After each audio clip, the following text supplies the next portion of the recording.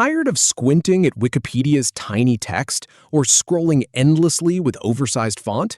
Learn how to adjust text size in just 2 clicks. First, locate the Appearance tool panel on the right side of the page. Then, select the large text icon to instantly resize the article. First, scroll down the page until you see the Appearance tool panel on the right side. That's where you'll find the text size controls.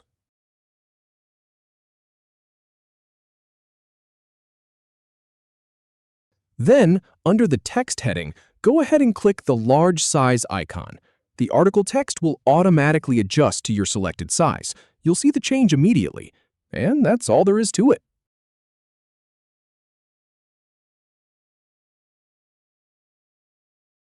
If you have any feedback, or if any info is inaccurate, please leave a comment below. We'll do our best to answer or redo the video if needed. Thanks for watching.